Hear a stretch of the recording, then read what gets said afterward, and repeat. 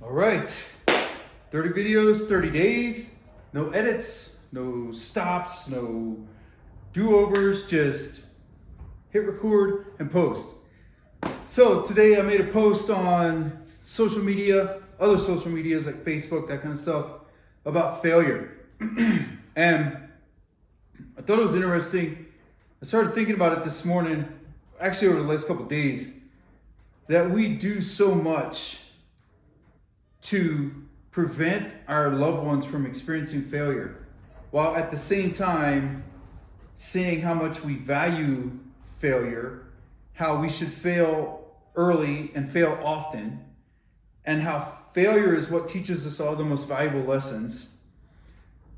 And yet we turn around then and make sure that our kids get participation medals, that if my kid doesn't get the grade I think they should have got, I'm going to go give that teacher a piece of my mind and let them know that they should score my kid higher just because.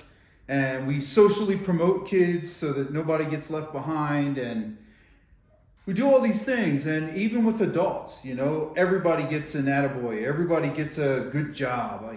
Everybody gets a letter of appreciation.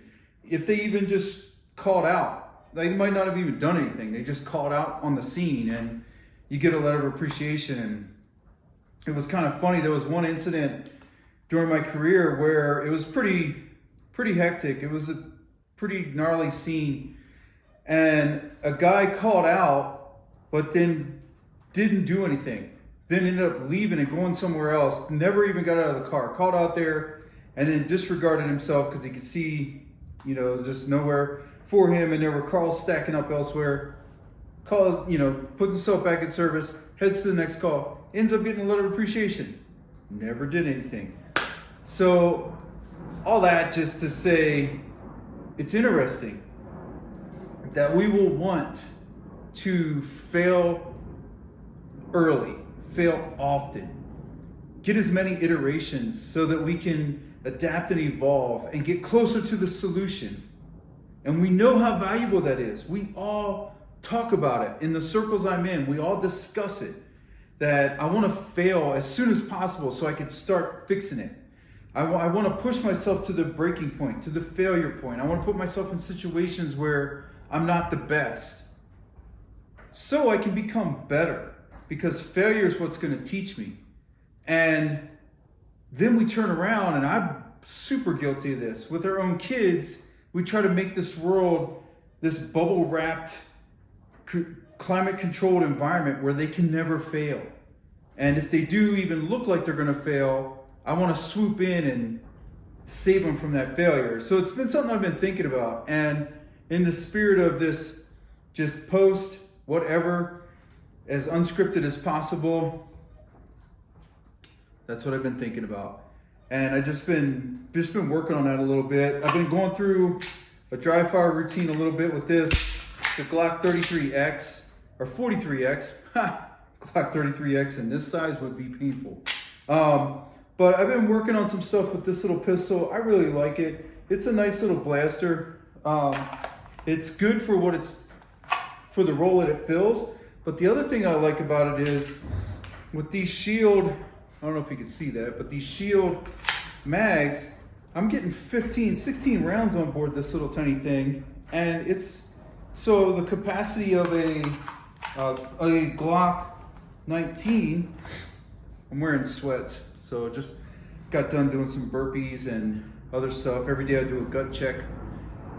And then threw the holster on and started dry firing, and I was like, man, I gotta get this video. So, but I get the round capacity, and with the optic, I'm getting the same performance out of this little pistol that I would get out of a 19, but in a much slimmer package, which is interesting, man. I'm curious to see where we're gonna go in the next few years as far as these type pistols, the SIG 365s, some of the Shields. There's just a variety of offerings that are coming up out there. One of the things with these little pistols is just that recoil spring, man. It is so heavy. These things are sprung so heavy. You know, I mean, most German guns are sprung really heavy with the recoil spring. It's just overkill. You know, I like, talked about it before, I like a light recoil spring on these things, but on all my pistols really. But on these little pistols, I get why they do it, but man, it's just too much. But that's the main thing, is just, you can drop the sight on an empty chamber with the mag out, the follower's not pushing against it. So if there's a round in the mag, when you feed it, you can just drop it with your thumb. I practiced doing this. There's nobody over here in my garage. There's nothing out here. I practice stacking my thumbs. So I'll show you guys that real quick. Feed the mag in, stack my thumbs, and then send it forward. And I'm creating a, see that? Sometimes I'll do that. So I'm creating that.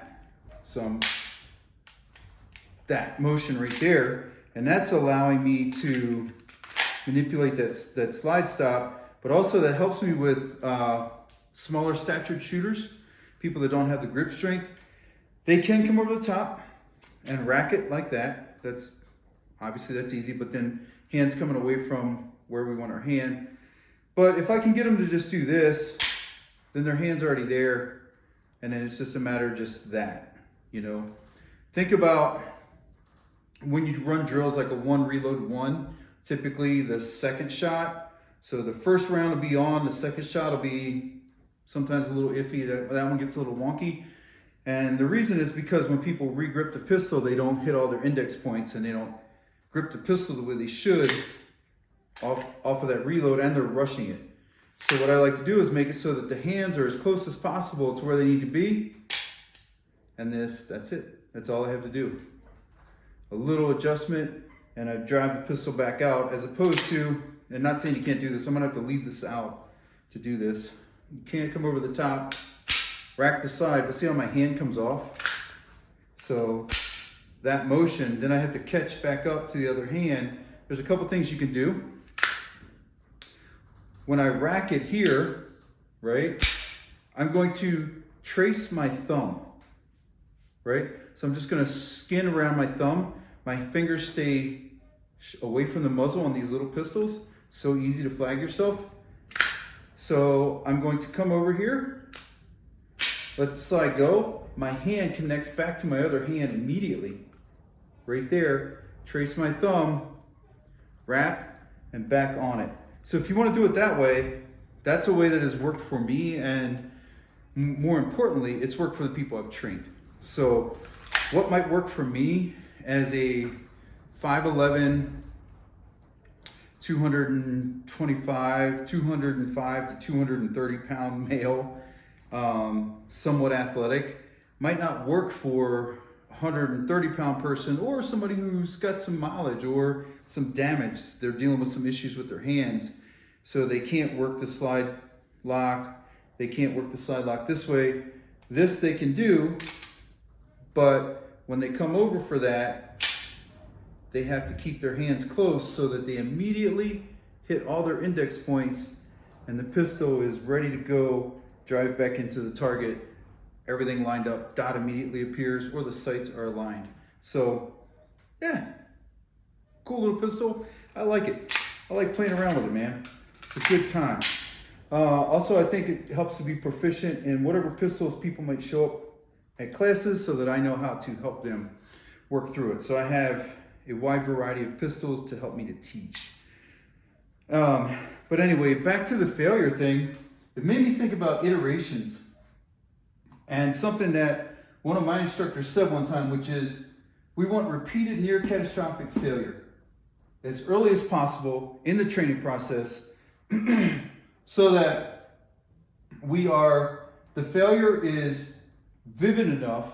It is, can't remember the words he used, but basically it is so strong that we never want to repeat it, and that we can't forget the lessons learned.